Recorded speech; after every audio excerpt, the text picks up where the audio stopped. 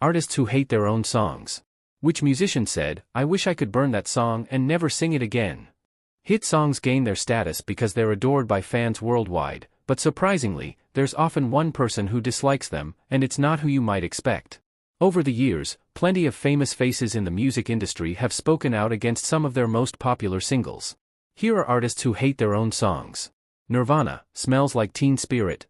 Nirvana has made tracks that have given them an unwavering legacy. However, one of their most iconic rock anthems, Smells Like Teen Spirit, eventually disappeared from Nirvana's set list due to Kurt Cobain growing tired of the song. Despite garnering widespread critical acclaim, the band grew uncomfortable with the amount of attention the single brought them and would often exclude it from set lists. Though the song may be a fan classic, the members of Nirvana weren't pleased with the demand of playing the tune. The Nirvana frontman claimed the popularity of the track ruined Teen Spirit. In 1994, he told Magazine that his discomfort with fame and the overwhelming success of the song made playing it an embarrassment. "I can barely, especially on a bad night like tonight, get through Teen Spirit," he said. "I literally want to throw my guitar down and walk away. I can't pretend to have a good time playing it." Frank Sinatra, Strangers in the Night. Frank Sinatra is highly regarded as one of the greatest musical artists of the 20th century, having sold an estimated 150 million records worldwide. Strangers in the Night was a 1966 massive hit, topping the charts and earning 3 Grammy Awards, including Record of the Year. Sinatra notoriously despised the song. Though giving the singer his first #1 hit in 11 years, the single was a thorn in his side. Over the years, Sinatra would candidly describe the song as the worst song that I have ever heard.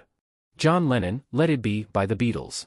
Written by Paul McCartney but collaborated on with John Lennon, Let It Be is a beloved rock song by the Beatles that was released in 1970. The song was a critical and commercial success, soaring to the top of the charts and becoming a song of hope.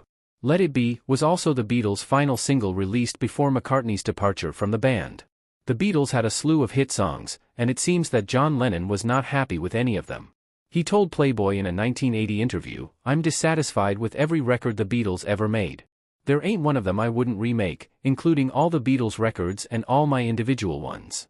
When I'm 64, it's granny music. Good morning, a piece of garbage. Let It Be, it has nothing to do with the Beatles. It could have been Wings." I don't know what Paul was thinking when he wrote Let It Be.